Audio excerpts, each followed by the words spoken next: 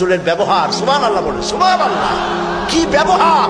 মসজিদে নববীতে এক বদবী এসে পেশাব করেছে মসজিদে নববীর মধ্যে, মসজিদের ভেতরে পেশাব করতেছে রসুলের সামনে। সাহাবায়ে কেরামদের চোখ মোটা হয়ে গেছে, ভাবখানা এই রসুল পারমিশন দেন আর জম্মের মতো পেশাব করাই দেই। রাসূলুল্লাহ বললেন, না না, বাধা দিও না, তাহলে সে অসুস্থ হয়ে যেতে পারে, তার সবটা আনলোড হতে দাও। সবটা শেষ হইল, রাসূলুল্লাহ তাকে কাছে ডাকলেন, ডেকে বললেন, তুমি যে কামটা করলা, তুমি কি জানো এটা কি? কয় না, তা জানি না। তিনি বললেন, এটা হলো মসজিদ, আমরা এখানে আল্লাহর সেজদা দেই। তোমার যখন এই কাজের দরকার হবে তখন বাইরে গিয়ে করবা। তোমাদের উপাসনালয় আছে না? কয় যে আছে। তো সেইখানে যদি এই কাম কেউ করে তাহলে তোমার কেমন লাগবে? এই কাজটা কখনো করবা না। লোকটি বলল, আমি তো শুনেছিলাম আপনি বাদশাহ, তা আমি এখন বুঝলাম আপনি বাদশাহ না। বাদশাহ হইলে যে কাম আমি করছি এটা তো আমার কল্লা এতক্ষণ গড়াগড়ি যাইতো। আপনি তো বাদশাহ না, আপনি অবশ্যই অবশ্যই আল্লাহর নবী, কোনো সন্দেহ নাই আমার মনের মধ্যে।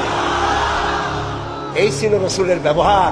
রাসূলুল্লাহ সাহাবীদের দিকে তাকায় বললেন, ইন্নামা বুইসতুম মুয়াসসিরিন, ও সাহাবীরা, আল্লাহ তোমাদেরকে পাঠাইছেন মানুষের কাছে দ্বীনকে সহজ করার জন্য, কঠিন করার জন্য নয়। রাসূলুল্লাহ যখন দাওয়াতের লোক পাঠাতেন বলতেন, ইয়াসসিরু ওয়ালা তুআসসিরু, মানুষকে সহজ করে দ্বীন বুঝাও, কঠিন করে বুঝায়ও না।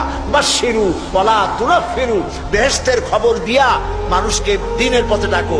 জাহান্নাম জাহান্নাম, এটা করলে জাহান্নাম, সেটা করলে জাহান্নাম, জাহান্নামের ভয় দেখিয়ে মানুষকে দ্বীনের রাস্তা থেকে সরিয়ে দিও না। সুবহানাল্লাহ। এই ছিল রসুলের ব্যবহার।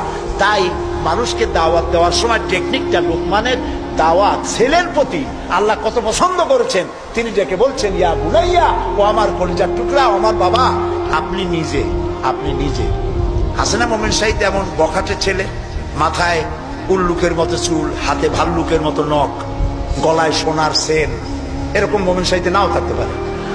কিছু পোলাপান আছে মাথায় চুল টুল রেখে একটা কেমন কেমন ভাব, তারপরে গলায় মোটা সোনার চেন, পৌষ মাসের শীতেও সামনের 2-3টে বোতাম খুলে থই, লোকেরা যেন বোঝে উনি একখান কিছু ঝুলাইছে।